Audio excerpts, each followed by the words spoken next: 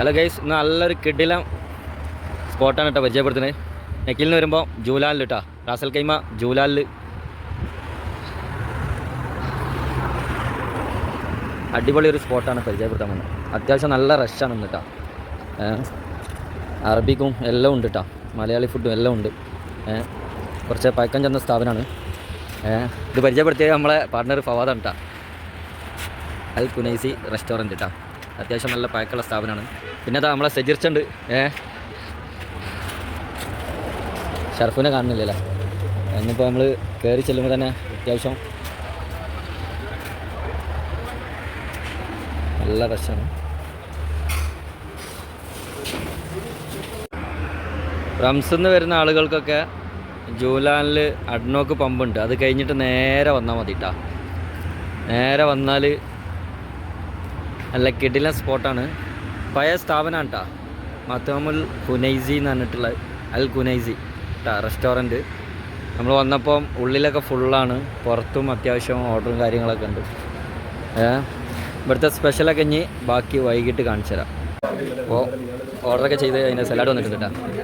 Salad ഇതിൻ്റെ ഇടയിൽ ഇവർ കുടുംബക്കാരായിട്ടാണ് ഓർഡർ എടുക്കാവുന്ന. അപ്പോൾ നോക്കുമ്പോൾ സജീറിൻ്റെ കുടുംബക്കാരായിരിക്കുന്നു. അപ്പോൾ ബീഫ് ഫ്രൈ ഇവിടുത്തെ സ്പെഷ്യലുകളാണ്. ചിക്കൻ ചുക്ക, ബീഫ് കറി, പിന്നെ ദോശ വന്നിട്ടുണ്ട്.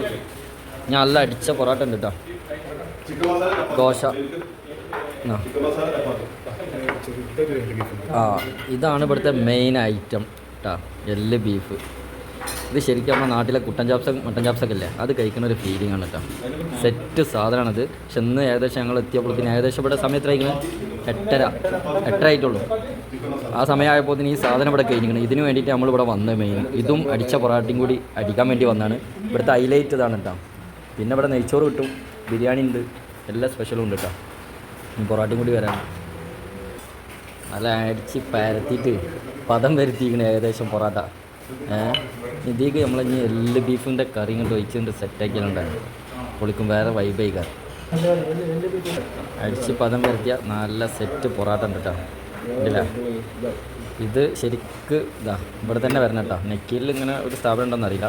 ഇവിടെ വന്നിട്ട് ഈ എല്ല് ബീഫിൻ്റെ കറി കഴിക്കണം. അപ്പോൾ അതിൻ്റെ രസങ്ങൾക്ക് അതും പൊറാട്ട കൂട്ടിയിട്ട് തന്നെ കഴിക്കണം കേട്ടോ. അപ്പോൾ അതിൻ്റെ സെറ്റ് അറിയുള്ളൂ. ഇങ്ങനെ ഇതിലിങ്ങനെ ഞാൻ ഒഴിച്ച് ഇതിൻ്റെ എല്ല് ബീഫൊക്കെ ഏകദേശം കഴിഞ്ഞു.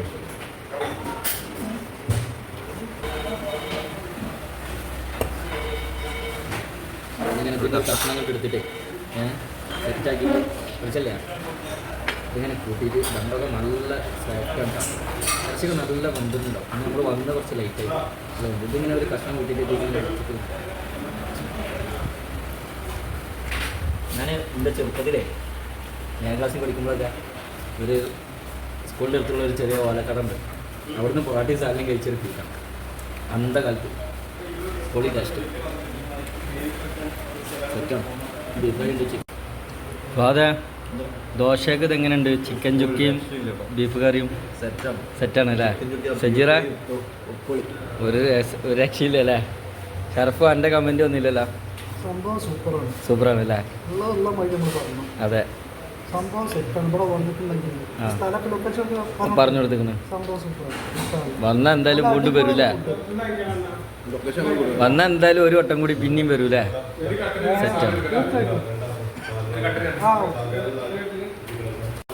അവസാനം ഫുള്ള് കളം കാലിയാക്കി കേട്ടോ. പ്ലേറ്റൊക്കെ ഉണ്ട്, തുടച്ചുണ്ട് എടുത്തിരിക്കുന്നു. ഷർഫൊക്കെ നല്ല പോളിങ്ങും സംഭവം മാഷാ അല്ലാ സെറ്റ് ചെയ്ത് നല്ല ഉഷാറാണ്. ഇവിടുത്തെ ഹൈലൈറ്റ് എല്ല് ബീഫ്, അതും അടിച്ച പൊറാട്ടി, നല്ല സുലൈമാനും നല്ല കോമ്പിനേഷനാണ്.